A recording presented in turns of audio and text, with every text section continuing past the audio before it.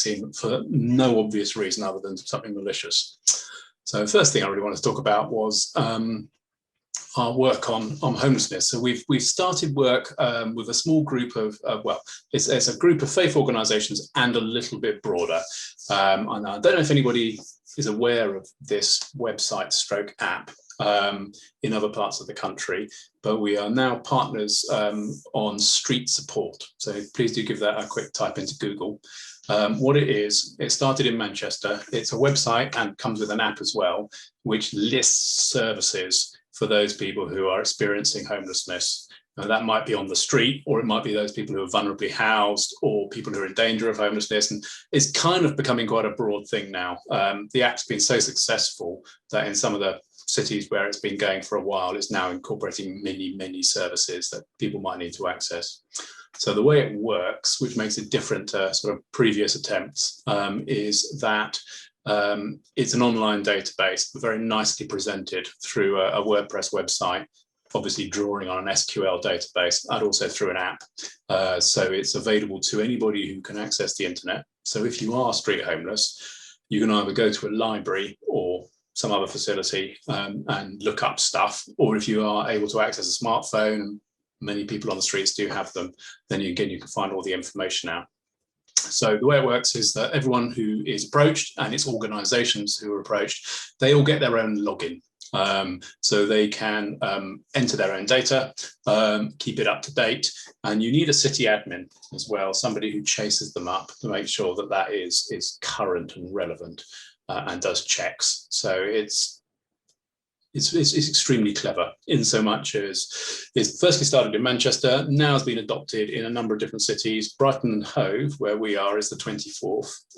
And we've already managed in a few short months to get up 92 different organisations who are listing over about 135 different services. And this is in COVID, when quite a lot of organisations aren't able to run certain services. So there's a lot going on. And I think by the end of 2021, we've had some funding to deliver this, we will be able to really have about 250, I'd say. I think there's probably that many out there. So we formed a partnership in order to deliver this. So Brighton and Hove Faith in Action was the lead partner, but we managed to gather together two churches locally, Baptist Church and a Free Church, a healthcare provider, so a GP surgery called Arch Healthcare, the Just Life Foundation, which some of you may have heard of. They're active in Manchester, but they're also active in Brighton and Hove, and I believe elsewhere. The local authority, Brighton Hove City Council, is on board too. And I'm trying to think if I've missed anybody. They're the main players. Oh yeah, and the Christian charity called Off the Fence and come on recently, who started life 20 years ago working with street homeless people, and have now got a number of other projects as well, including women's work and work in schools. So that's been very successful. It's early days. We're going to hard launch that in April. And I must move on because I've got a limited time. So the other thing we've been doing is promoting vaccine take-up amongst people from a BAME background. And Father Jerome, our chair of trustees, who's also on this call, has been really leading on that. So the kind of material points are, there's a very significant percentage of the faith population in Brighton and Hove is from a BAME background. That is both Muslim and Coptic Orthodox Christian, many Egyptians and Sudanese people, 3,000, 4,000, 5,000, something like that. So Father Jerome, our chair, he's our sort of in-house vaccination champion. There's many of them in the city, but he's really doing a lot of work towards the faith communities, plural, looking outwards, and recognising there's a real opportunity there for people of faith to contribute to the rollout and ensure that the communications are clear, and that we spend a significant amount of time dispelling myths and, you know, ridiculous stuff on social media, fake news, targeted publications, etc. Now, we've been running previously a Combating Faith Hate partnership, which has been working with the BAME groups, who are faith groups who have experienced hate, and also Jewish groups as well, to kind of educate and counteract that. It's been quite successful. So those channels already exist, and so we've been really kind of leveraging them, which is good. And also dealing, you know, there's going to be some people who are living in digital poverty, so not able to access the internet, etc. So it's a whole different ways of working on this one. What else was valid to say on this? So with the participation in we attend a weekly leadership briefing with sort of senior officers of the council, councillors, MPs, and players in many of the other voluntary organisations around here, and of course the NHS people, so we can hear immediately from the horse's mouth exactly where we're at with infections, how the vaccine program's going, etc., and just cascade that information down.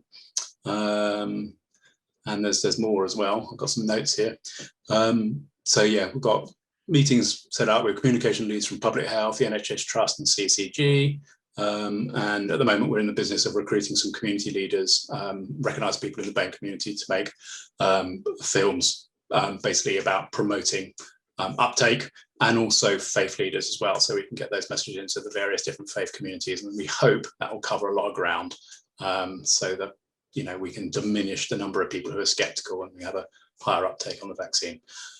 I think that's probably my 5 minutes plus a little bit, so I shall now stop. Thank you very much, Rick. And if we could ask you if you do have any notes, if you'd be so kind to pass them to us, then we can add them to the meeting note as well. I'm pleased now to be joined by Councillor Peter Kelly, and I believe Mukhtar is joining you as well to speak. So if we kick off with you, Councillor, and then we'll unmute people or get people to join as you wish. Never a good word, kick off, for councillors. So, but there you go. And thank you very much for the opportunity, and also stick to the 5 minutes to keep you on time. We over 2.5 years ago signed the Faith Covenant. Stephen thankfully came up and was one of our signatories at the service that we did. But from that point on, what's been fascinating, and Malcolm and Penny are also on the call, and they'll probably talk about it later, is we identified a need for faith representatives. So we have faith representatives who we use for in two ways, both up and down, for the communication of information. So actually, if I need to go to the Hindu, the Hindu residents, we can go through the Faith Covenant rep for the Hindus, and we get the information directly down to the people that we need to get down. The reason, one of the things I think the pandemic has really shown us is how faith having using the covenant, having clear protocols has really benefited. So when something happens, such as we've got an issue within the Muslim community with regards to halal food, then the community through the faith representatives get engaged and start doing that. And I think Mukhtar will come on shortly. And a practical example was we had an incident on one of our mosques where racist graffiti was put onto the mosque. But within a day, so it occurred at the night, by the time the next day, the council and the mosque were together cleaning it off, and we got it sorted because we knew what the protocol was. So in things like that, that's a very practical thing. In terms of the pandemic, what we've been able to do is have meetings with the different faith sectors, and we have regular meetings through the Faith Forum as well. And then recently we had conversations with our BAME community about vaccinations. We bring the Director of Public Health in, but because we've got the Faith Covenant leads there, we're able to access that. And that leaves Mukhtar to talk a little bit about what he does in his capacity as the lead for the Muslim community. Mukhtar, you're on mute. So if someone can, he'll unmute himself. Oh, right. We'll just yeah. Can you hear me now? Right. Okay. Thank you. Yeah. Peter called me a couple of days ago to just come and say a few words. And I have to be honest, I've not prepared anything. And to be honest with you, I forgot. So he just messaged me. I realised I needed to come on, and I'm working as well. But Faith Covenant, the Preston City Council kind of established a Faith Covenant a couple of years ago. And I remember when Stephen Timms actually came down, and we had a really good event at the Minster, wasn't it, where we had the and to be honest with you, people were kind of I certainly was not sure exactly where the Faith Covenant was going to go. And if it was 2.5 years ago, I can actually also say that it was also the time when we got the new chief exec, Adrian Phillips had started then. So I think he wasn't quite sure where this faith covenant was going to go and what we're going to do. And we had a couple of pre-meetings and they never kind of really got anywhere. And I've been quite honest, yeah. But as soon as COVID happened, I think we came into our own, and I'm sure Peter will concur with this, and also the other reps, Malcolm and Penny, who are also on as well, will concur with this. And I think for the Preston City Council, I mean, any council represents the community, but how do you have a select few individuals, in fact, one representative of a particular community? And this was absolutely perfect. I mean, having faith representatives, we got into everywhere we wanted to go. And certainly when the faith covenant was set up, it was set out to me that it was a single point of contact. So I had set up the facilities where I could communicate to all the mosques, all the madrasas throughout Preston, and really I became the kind of the systems that we'd set up had given us this single point of contact, and it's really been a revelation for us in terms of how we've worked closely with Preston City Council in informing our community of how the regulations are going to work around COVID and the mosques and the madrasas, the regulations around the madrasas, and even Eid, we worked very closely with kind of getting things, working through a very difficult time of Ramadan and Eid as well. So for me and for our community, and it's also the other aspect of it is it's brought other faiths together. So there's a number of times where I've been able to kind of support the Hindu community and the Christian community, and likewise, it's been a kind of a very much a collaborative approach in this. So yes, it's really been fantastic in terms of the outcomes that the Faith Covenant in Preston has achieved, and certainly I can vouch for everything that Peter and the like of Preston City Council have set up. So thank you very much indeed. I hope that kind of covers what people were expecting from me. That was brilliant. Okay. The other thing to say is each of the Faith Covenant reps are elected by their communities. So they go, and Mukhtar was elected by the Muslim community, and we've got representatives from all the faith groups that we have here in the city. So yeah, it's been an interesting journey, and it's actually having it structurally in the council gives it a lot of capacity. Our officers now know when they're approaching an issue, where does it fit in the covenant? They'll talk to the covenant about, do we need to liaise and have dialogue with this particular, with this particular part of the population. 42% of Preston is from a multicultural background, so it's really important to make sure we're reaching out to everyone. So that was 7 minutes. Apologies, but there you go. Thank you very much, Councillor, and you've set a high standard for what comes next. So, in terms of keeping things brief. So, Stephen, if I can just turn to you just to see if there's reflections, and we can hear from people on the floor in terms of reflections as well. Yes, thank you. I thought those are both two very interesting contributions. Apologies if you heard a bell ringing behind me. That does happen from time to time. But I mean, I thought it was interesting that both Rick and Peter highlighted the way that the pandemic has kind of brought out the potential of the covenant. And I think that has been the case right around the country, partly because, the groups represented in the Faith Covenant have turned out to be, and some people might have been surprised by this, I don't think people on this call would have been surprised by it, but have turned out to be the institutions that have been able to mobilize lots of volunteers who've been very much needed during this pandemic for all kinds of things, partly because, as Peter and Mukhtar were underlining, and Rick as well, that the faith groups have proved the best way to get information out to the community and, into bits of the community that the council doesn't automatically have much access into. So I think the the point about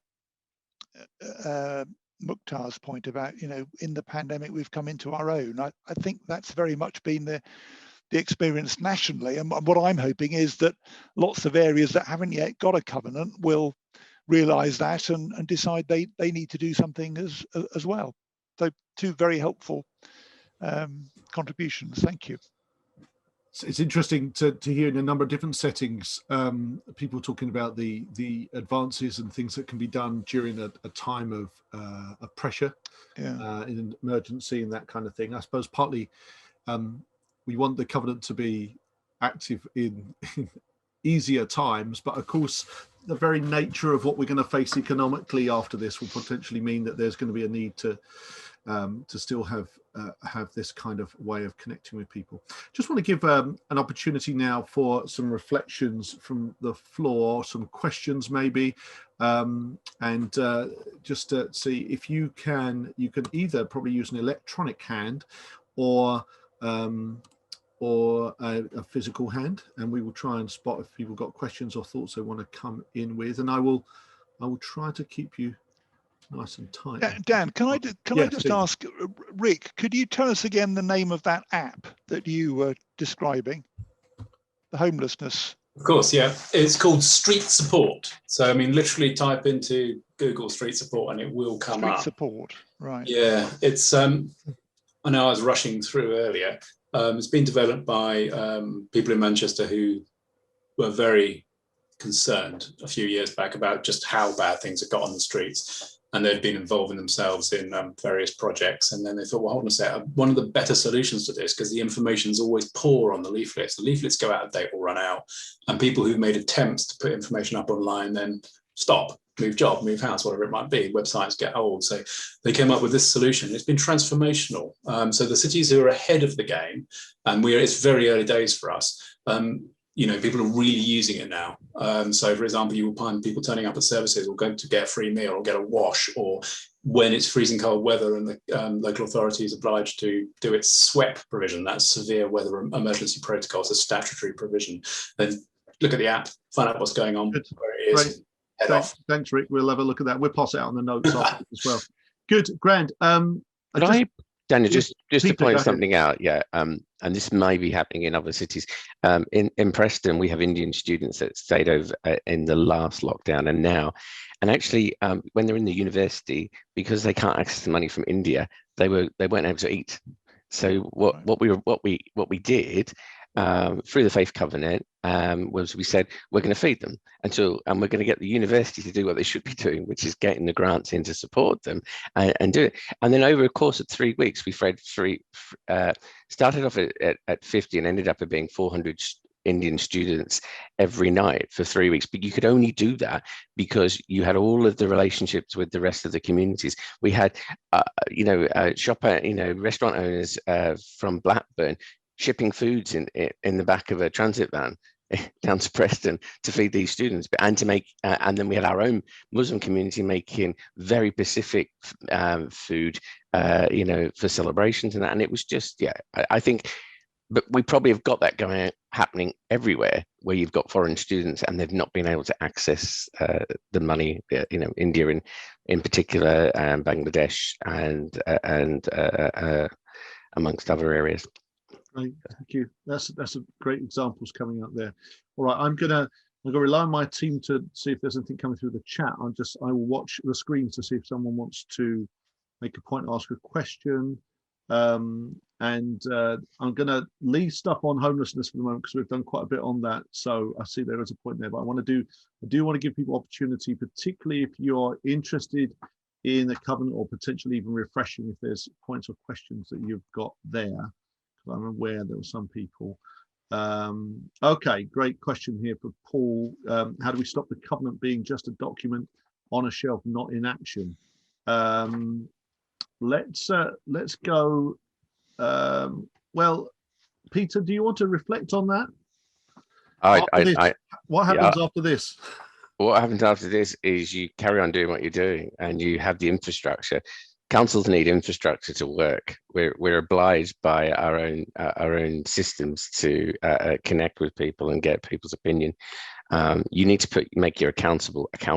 your council accountable, and that's what the faith covenant does. It brings accountability to us as council and officers to engage, and this is now inherently a part of what we do. This is just we don't see it as we're just a COVID thing. This is what we will do, and this is how, because it's when you walk into the council offices, it's by the steps.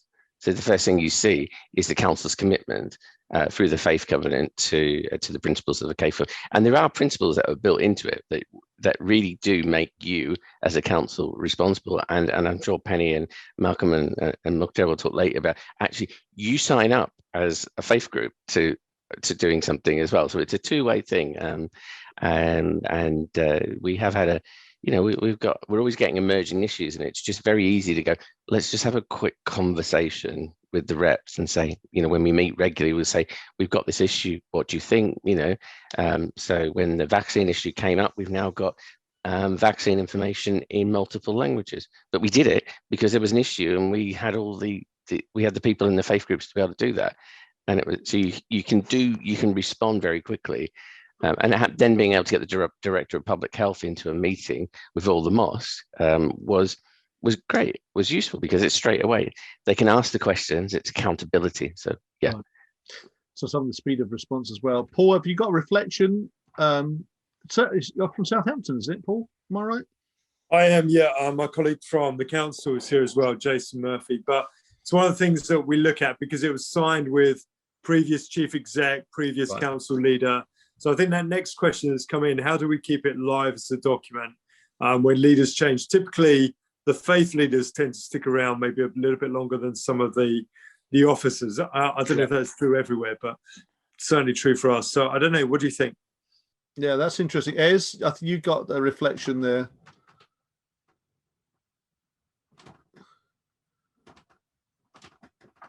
Yeah, no, it wasn't necessarily a reflection. It was actually to gain best practice from elsewhere. At the moment, as you know, the Covenant is very successful. We're engaged with many of the organisations, the partnerships within the borough, so that's not a problem.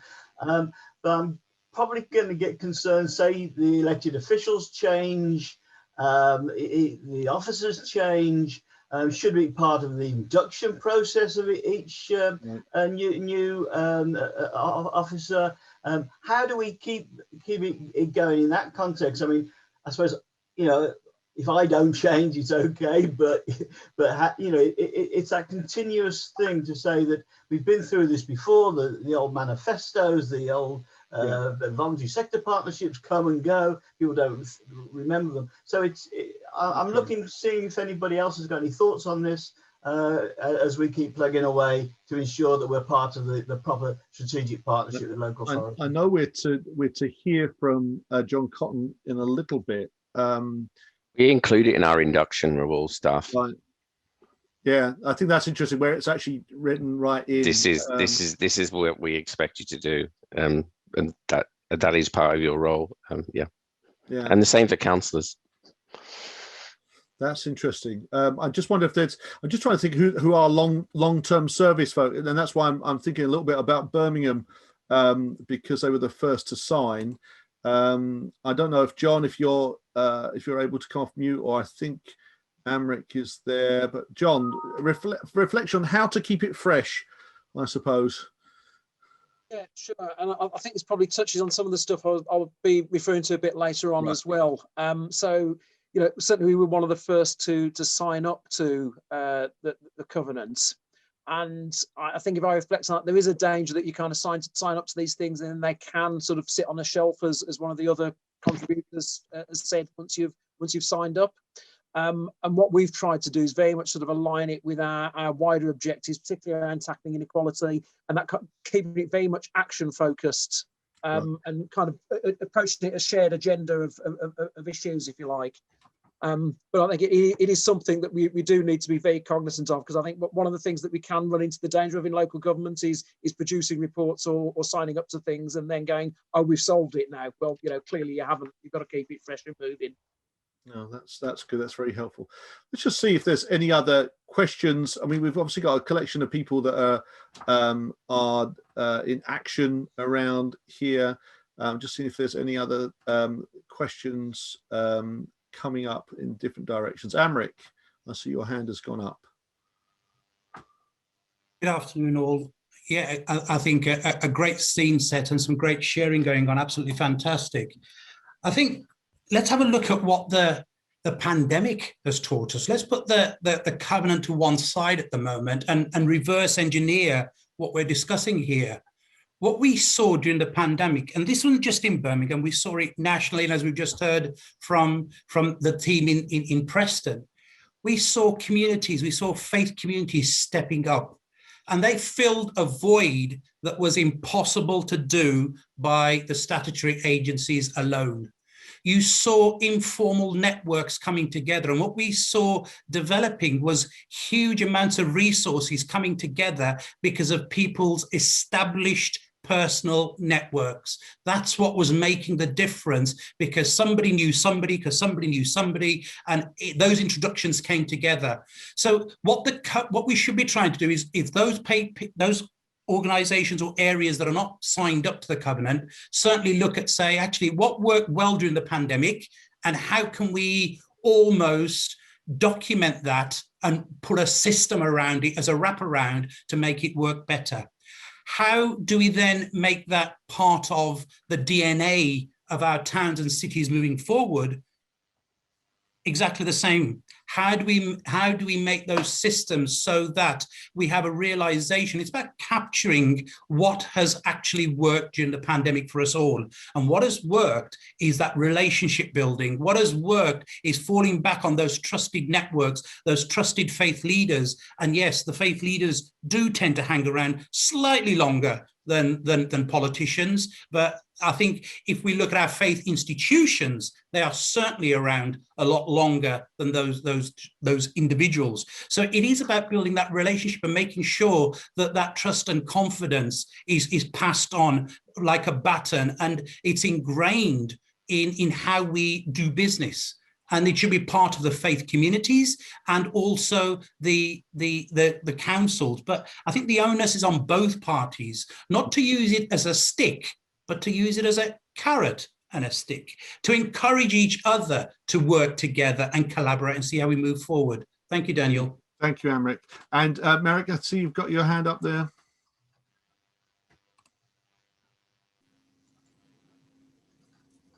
Yeah, thanks, Daniel, and afternoon, everybody.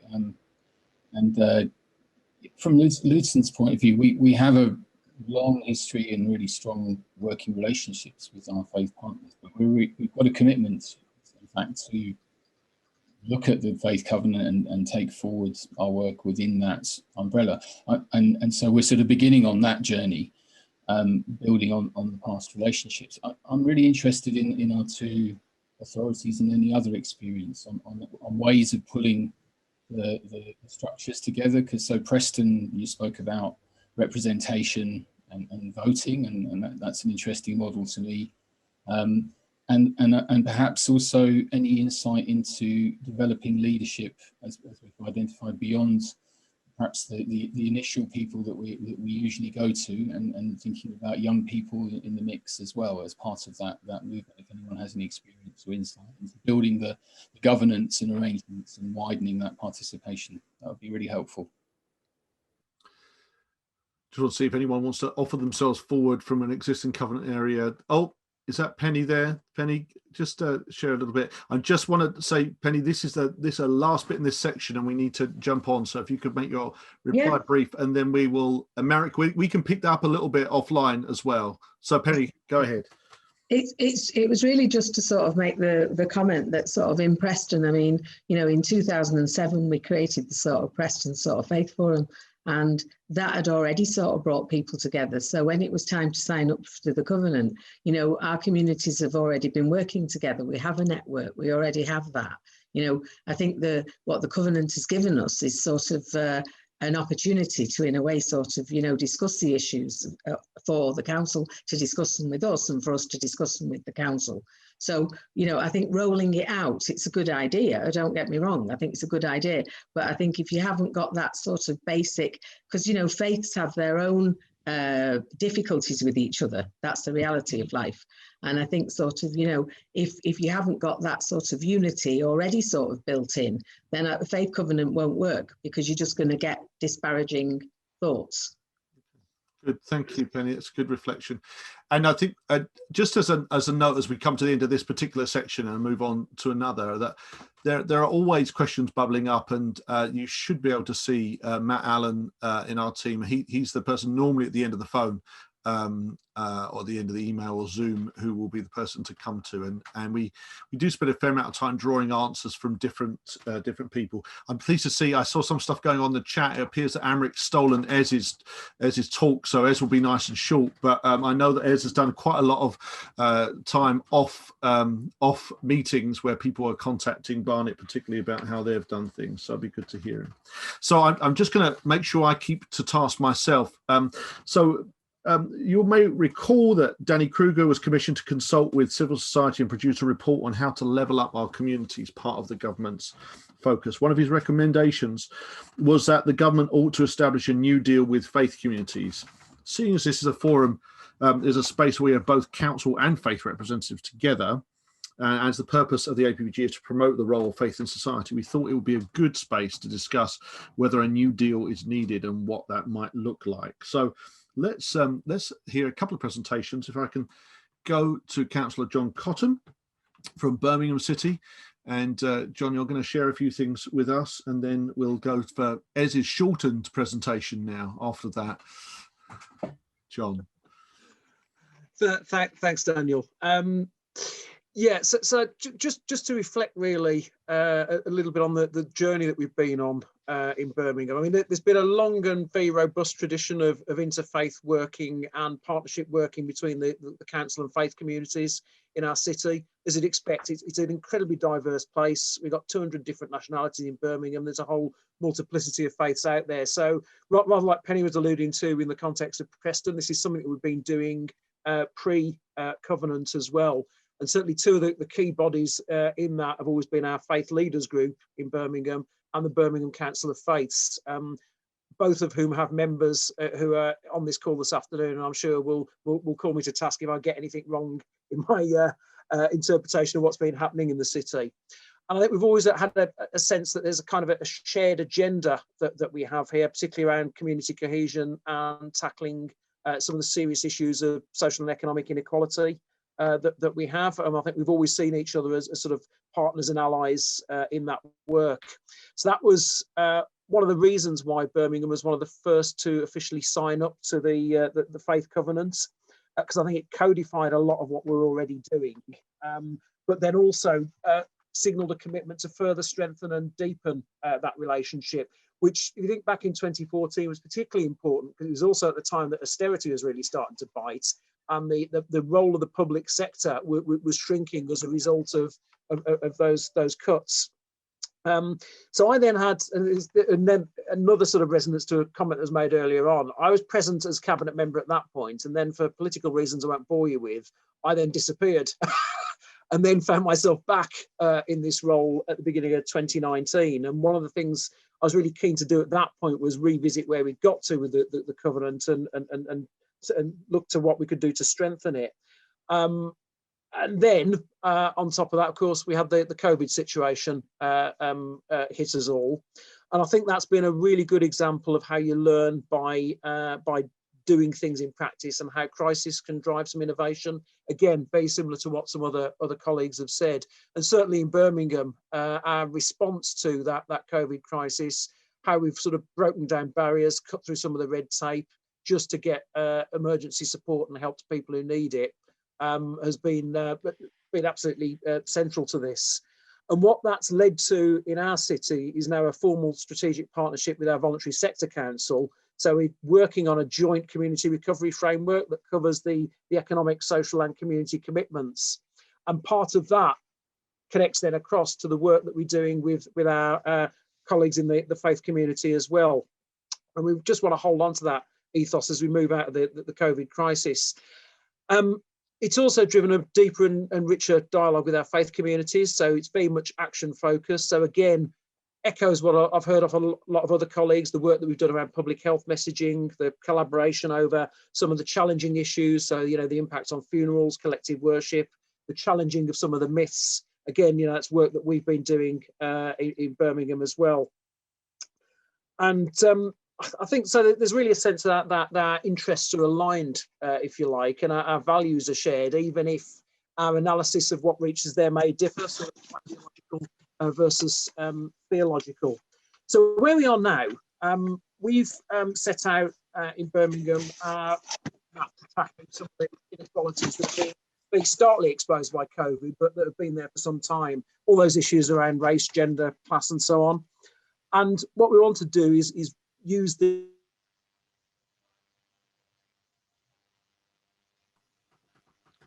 with our faith communities. There's a real crossover there. So this covers things from the anti-racism approach. So, for instance, I'm hoping you can still hear me because I've got your internet connection is unstable, flashing all over my screen.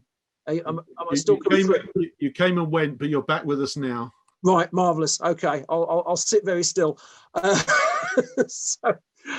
So yeah, so the work we're doing around anti-racism. So there's the work that we're doing within the council to ensure that we better reflect the diversity of our city in terms of our workforce. But clearly this is a challenge that sits with faith communities as well. So for instance, this evening, we've got an alliance of Christian churches in Birmingham launching their own anti-racism charter. Again, these are kind of shared objectives that we look to work on. There's the work that we're doing around promotion of the real living wage. You know, in Birmingham, we now have some of the first accredited mosques and churches paying real living wage to their employers, their employees. This is key kind of shared agenda stuff. The work we're doing around tackling hate and basically how we tell a more inclusive story of Birmingham. So in terms of a new deal, I think what we're trying to work towards here is how do we build this into our refreshed and renewed faith covenant? How do we draw on that learning from not just the last 7 years, but particularly the last 12 months? And how do we work with our faith communities to put the mechanisms in place to make that happen and happen effectively? One of the challenges that I think we've had over the years is the danger that you can lapse into sort of like big round tables and talking shops. What we need to do is have something I think a bit sharper and more refined, sort of like network with a steering group. And certainly we've been working with Daniel and the Faith Action team about how we might make that work in practice and identify some further common projects. So I've talked about the living wage. There's also other work we want to do around poverty reduction and working together on agreed actions. I think the key thing, if we're thinking about what a new deal looks like, is that this has to be about partnership between the state and the faith communities, not about some form of substitution, because there's things that local authorities can do, there's things that the state more broadly can do in terms of mobilising resources in a way that faith and civic society can't. But equally, as we've heard powerfully from contributions today, there's a way that faith and civic society can reach out people and touch lives in a way that the council or that the state more broadly struggles to do. And for me, there's a really powerful lesson here from the history of Birmingham. You know, our history of being the best governed city in the world goes back to the Victorian times, and the radical liberals, people like Joseph Chamberlain, who were driven by faith, driven by their nonconformist faith into wanting to change society. And they figured out that you couldn't do that from the pulpit alone, that they actually needed the power of the state to turn that vision into reality. And we had what was known as the civic gospel in Birmingham at that time. And I think our challenge now with what we're looking to do with the New Deal is to turn that spirit from the mid-19th century into a civic gospel approach for the 21st. Clearly, it's going to be richer, it's going to be more diverse, more reflective of the kind of city that we are now. But that has to be the ethos that drives us forward. And I think if we're thinking about whether that's a local New Deal or a national New Deal for faith, it has to be about that partnership, not substitution type approach. Thanks very much. Thank you, John. That's a great point. And as an old history teacher, I spent much of my time teaching about Joe Chamberlain. It kind of all comes back to me. Thank you. Let's turn now to Ez and hear a little bit, Ez, about your reflections on a New Deal for faith. Okay, guys. Can you hear me okay? Yeah. Yeah, great. Okay. Well, thanks, Amrit, for shortening my presentation. I'll only repeat it. But and John, you might understand if I say I'm a villain. For others, the explanation is that I'm a proud Aston Villa fan and an old boy of George Dixon's grammar school. I did a thesis on what you've just said regarding the development of the working class in Birmingham. So there you go. So perhaps this presentation is not necessarily directed to you, dear friends, but to use my words as a template for discussions with government, local authorities and other civic society leaders. I'm not actually interested in new deals. I'm interested in old deals. I'm not interested in big society. I'm interested in working together for society. These are not new concepts, as faith communities have been volunteering to improve their communities for over 2,000 years. What is required is the recognition of the value of faith communities by big and local governments, of the flexibility, the adaptability, the responsibility, and the ability of the voluntary sector in particular, and the strength of the faith sector specifically, to respond, to react, and support issues and events. Because we've built those relationships across faith communities, we trust each other to work with each other.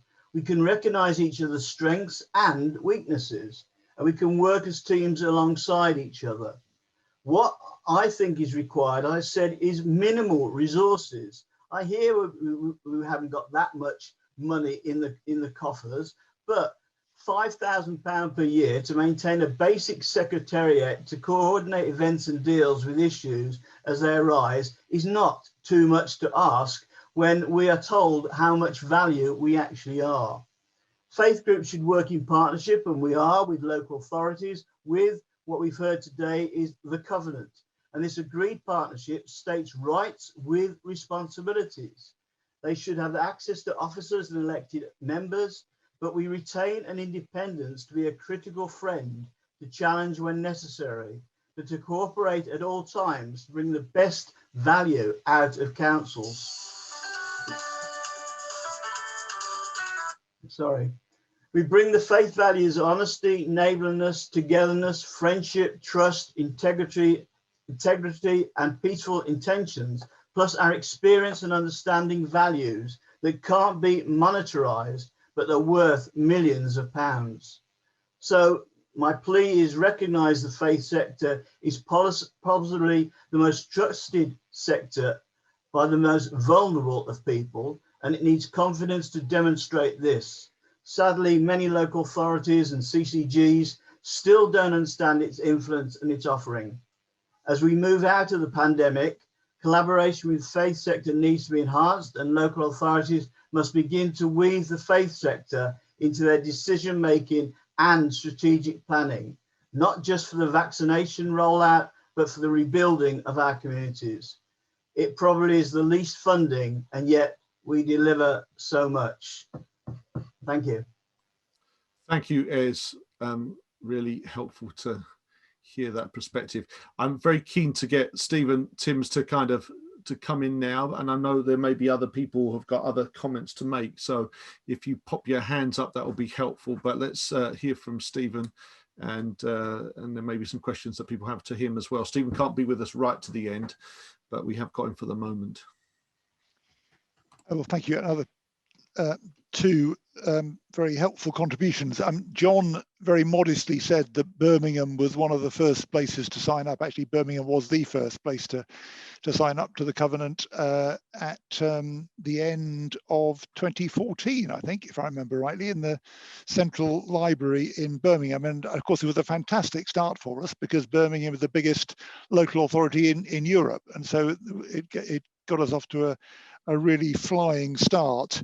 I hadn't heard that phrase civic gospel before, at least I hadn't quite understood that was a kind of Birmingham phenomenon. So that was interesting to be aware of. And I'm sure you're right, John, that's exactly what we need again. And, you know, I think more generally across politics as a whole needs to be renewed, and we need to kind of rebuild confidence in politics. And I think that the values and the commitment and the engagement that faith communities bring is probably at the heart of renewing politics as a whole, as well as renewing that civic gospel.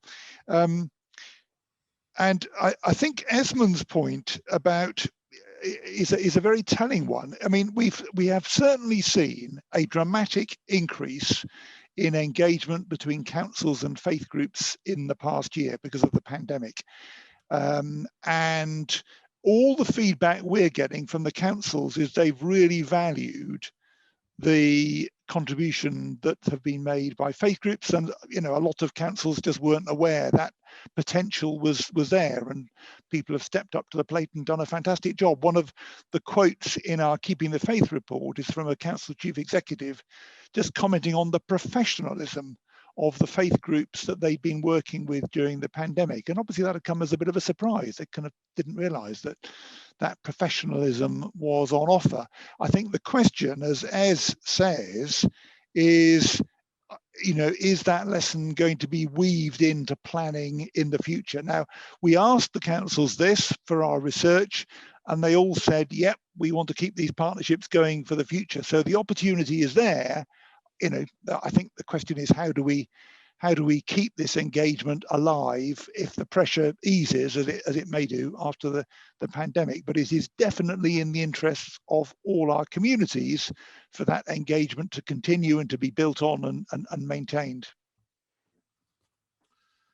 Great, thank you, Stephen. I think that sense of a national renewal in lots of different areas seems to come in as quite key. Let's just see. I'm just trying to monitor and see if there's any particular questions or points. Let me just change my view so I can see, and see if there's any people want to kind of comment more on this whole area of a new deal for faith. Is that Peter? I thought you were clapping, but you appear to be waving as well. If you come off mute and give a comment to us. I was clapping as well. And of course, we're very proud in Birmingham to have been the first ones to sign the covenant. Stephen, I'm secretary of Birmingham Council of Faiths. Right. I just want to support everything that John Cotton said, and Amric, of course, because we do work very closely together, and we have a regular meeting with John, which we're grateful for. And it's not a meeting where we have long minutes. It's a meeting of action points. So things that he is going to do and things that we're going to do, as a result of that.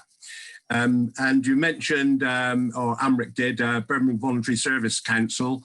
Amric and I are trustees for Birmingham Voluntary Service Council, and that is another way in which we work with the local authority in a more indirect way, and that is important too. And the Lord Mayor is our president, which is very symbolic. And the other thing I want to mention is that we have a radio programme, Connecting Communities on Unity FM.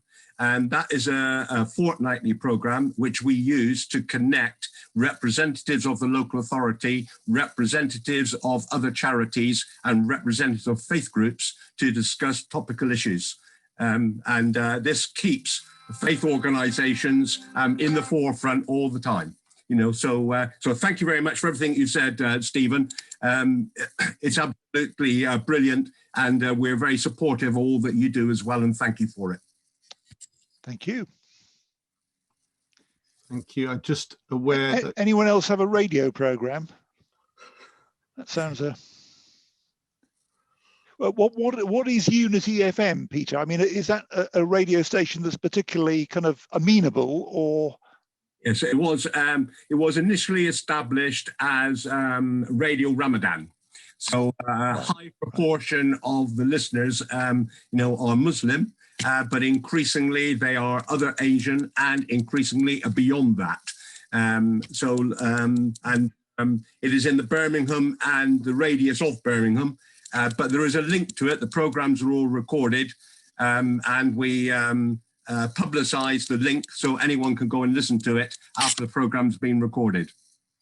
I put it on Facebook page and Twitter and on LinkedIn, and of course we get three guests each program representing different perspectives on the topic that we're discussing. So it may be transport, it may be homelessness, it may be hate crime. So it's a whole range of topics that we cover.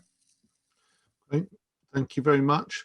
I'm just keen to take opportunity while Stephen's still with us to see, and actually I think John's got to go in a little while as well. So I'm just keen to see if there's any questions flowing for them.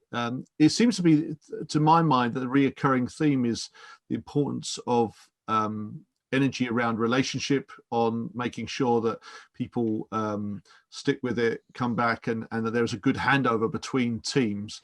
It's interesting that John was involved, felt like almost 10 years ago, and he's back there again. Maybe John, you didn't behave and you had to come back to us again, something like that.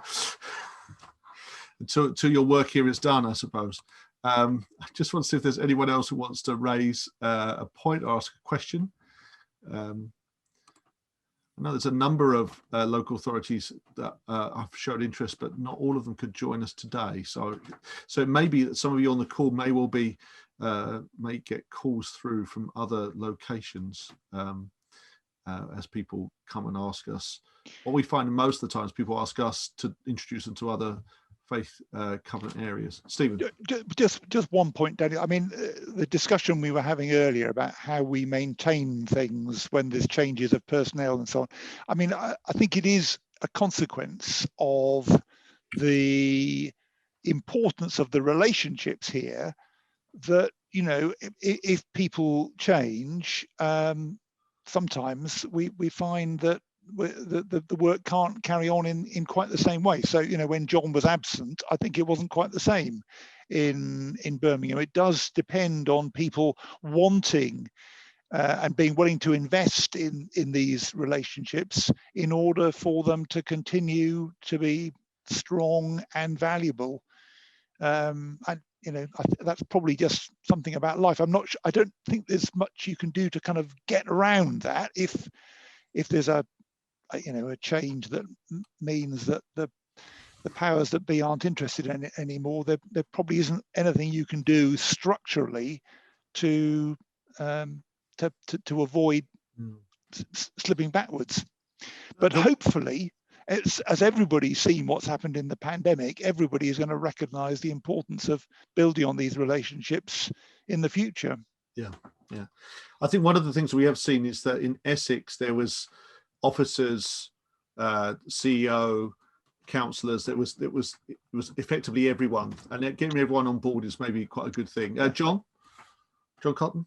Yeah, just picking up on that point that Stephen made there, and I think that there's two bits to this. So one is the kind of the soft power bit, I suppose you'd call it, of relationships, and yeah, when people change, and then you have to reforge some of those connections and personal relationships, that can be an issue. Which is why I think the sort of the hard power bit, if you like, of embedding this with some kind of formal mechanism to make sure that the work goes on, even if the personalities change, is so key. So that's one of the reasons why I've been keen to reflect on how do we have a body or a network that drives the work of the Faith Covenant in Birmingham. So, you know, I mean, I've no intention of disappearing again soon, but, you know, I've also been in politics long enough to know that happens. So what I'd like to ensure is that regardless of who holds my portfolio, there is a mechanism there that can then take that work forward, and also the connection across to the other agendas. So particularly the wider work we're doing around tackling inequality and the relationship between that and our Faith Covenant work. So embedding that properly, so whoever's doing this can sort of pick up and run with it. I think that's also an important part of it as well. Yeah. Just aware that there was a question came through from Jay. Jay, I don't know, Jay Anderson, if you want to share the question or if you'd like me to go over it. We're on that classic thing, having more than one screen. So I'll just start. If you're there and you come off mute, that's fine. But it says, as a member of minority faith myself, I wonder how this is likely to work for those faiths that do not have huge assets or a separate faith building, but tend, this is where I won't scroll anymore, tend to operate out of people's homes and may not have an overarching body to represent them. We've fallen through the gaps when it comes to COVID legislation and engagement over our heads being met or not met. So I know that's been a particular problem for some faith groups, that saying that when it comes to a new deal, that often it's an infrastructure almost based on buildings. And Stephen, I don't know if you have any reflection on that. Well, I think the kind of astonishing thing that we've seen over the past year is the capacity of faith groups to mobilize people. Now, I completely take the point that having a building is really helpful if you want to run a food bank or do any of those things which have been so important in the pandemic. But it's kind of, I think what's emerged is that faith groups have uniquely got the capacity to mobilize quite significant groups of people. And if you're meeting in people's homes, that you can do that just as well as anyone else. So that I think is the real accomplishment of faith groups in the last year, mobilizing people, making them available, being willing to deliver food parcels and go around talking to people about vaccines and talk to people who otherwise will be lonely, and all of those things that have made such a difference during the pandemic. So my hope would be that that faith groups that are just home based can contribute in that way alongside everybody else. Thank you. Okay, we've got a few questions coming now. Mukhtar. Yeah, thank you. I just wanted to concur with, I think it was John that just said that we need to kind of build it into how councils kind of set this going forward, working with faith groups. And one of my biggest fears is does this all kind of fall by the wayside once COVID is over? And as Stephen has quite kind of very well articulated, that for since the pandemic has started, it has been the faith groups. And what if you look at society and councils out there, what is it that binds people together? Is it neighbours and community, or is it football teams, Aston Villa, or is it faith? And generally, I mean, we may class ourselves as a secular country and a society, but faith has a big bond, and we can communicate, and I can certainly communicate with such a large body of people in terms of the Muslim community in Preston, which other ways of associations can't do. And I think that this needs to be recognised by government. I don't know, one of the things that Preston City Council, I think Peter's dropped off here, but the Preston City Council were looking at giving some kind of awards system after this. And we don't want awards. I think it's just that recognition that, look, this has worked. Let's put something together. It doesn't have to be statutory, but something within the council setup that allows this to continue to be the success that it's been, really. Thank you. Thank you. Thank you. Amrik? Thanks, Daniel. Just to concur with what Mukhtar just said, and I think if I can take yourself, Daniel, Stephen, and some colleagues back to that day in 2014 where the covenant was launched, one of the things that was made was an observation from the audience on that day was, let's not just make this a tick box exercise, number one, let's make this into something that's living and enshrined in action. And I think what Mukhtar just said is exactly about that. It's not about only calling on faith communities when we're in needs of crises, and then when things are nice and rosy, forgetting about those communities, but keeping that relationship going. If we could just go back to Stephen's response, again, totally agree with those smaller faith communities and minority groups, but I think there's an onus on each one of us here. If we are sitting in a privileged position, be that as the bishop, archbishop, or as faith leaders of one of the majority groups, we have a duty of care to make sure that we include all those other communities. And the onus is on us, not for those smaller communities to be knocking at the door trying to get to the table. The onus is on us to bring them to the table, because only then will we be practicing what we're supposed to be preaching. Thank you, Daniel. Thank you, Amrik. Just wanted to see if there's any other reflections, any other points people want to make. I'm just going to share my screen for the moment, just to show you the map of where we're at the moment. So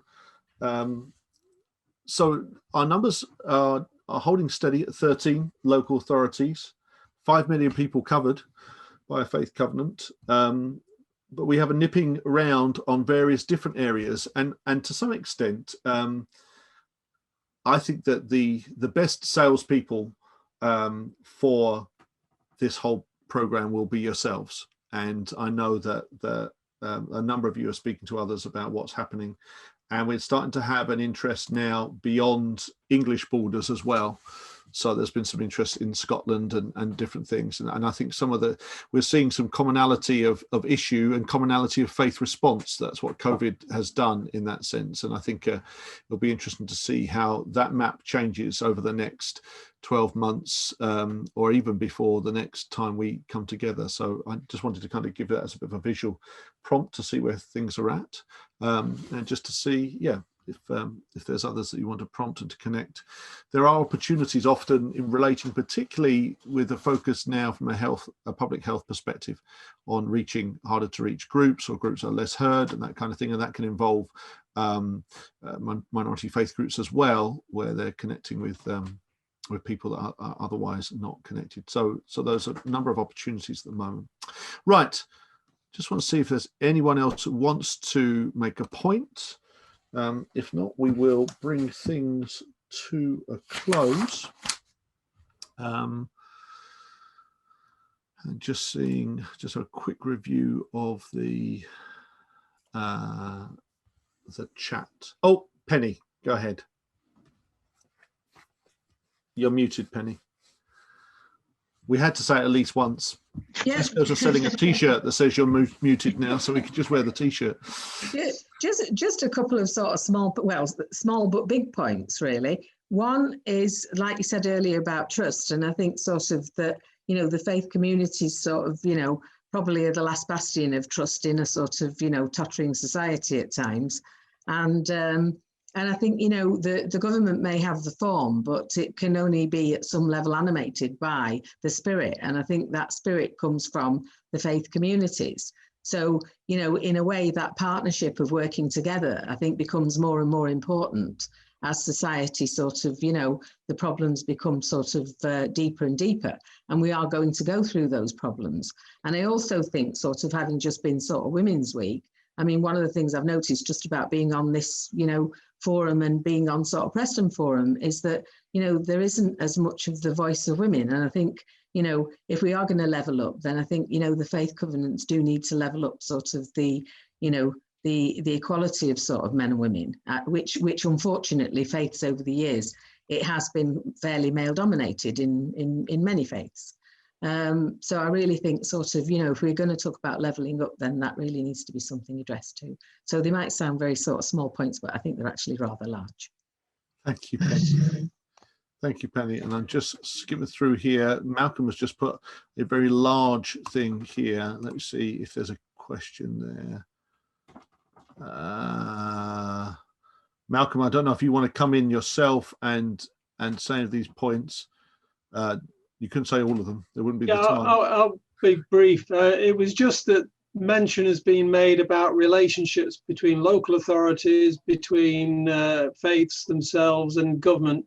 And when each year Durham University Professor Chapman does his research, he has great difficulty in getting information from the various religions.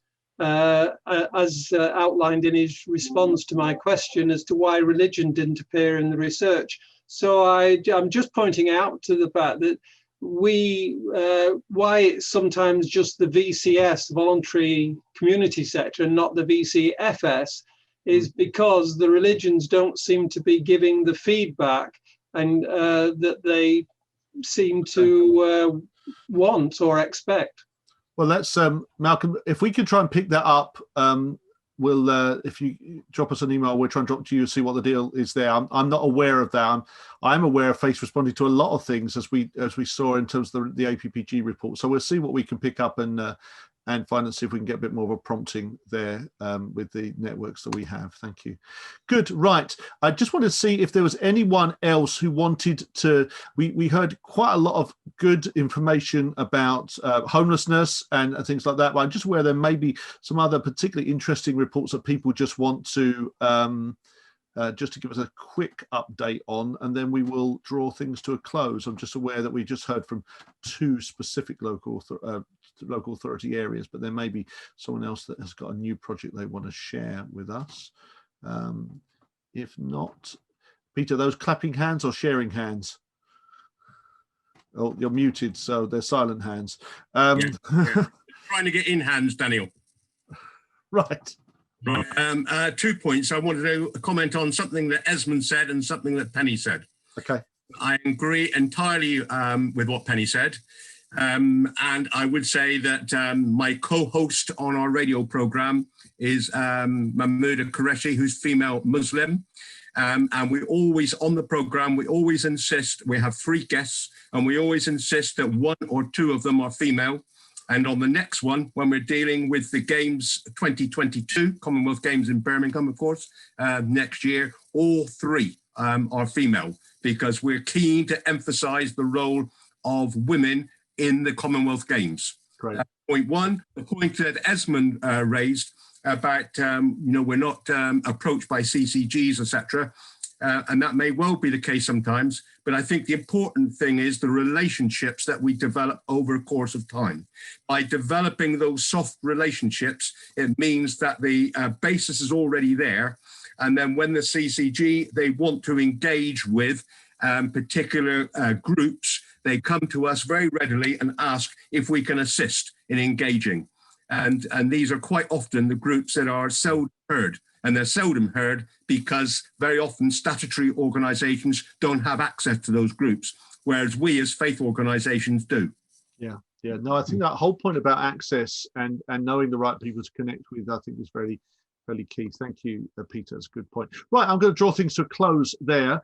Thank you all so much for joining us and keeping us updated. Particularly thank you to those who've been speaking today and bringing different points in. Obviously, these things are always, there may be a bit of a mind worm that comes in, and there may be other thoughts, particularly related to the New Deal for faith, noting Ez's point, he doesn't want a New Deal. But in terms of that whole relationship and how those things work through, do feel free to drop us a line or give us a call or something like that. We're always keen to hear what's happening. And thank you for those coming on. I thank particularly the Faith Action team that have made this happen today. And obviously Stephen, who's had to pop off now and vote for something, I'm assuming. So thank you all, and look forward to seeing you all in the future. And hopefully we'll have some more people to join us and more stories to tell. Thank you so much for the work in the communities that you're in. We appreciate that, and look forward to hearing more about that in due course. Thanks.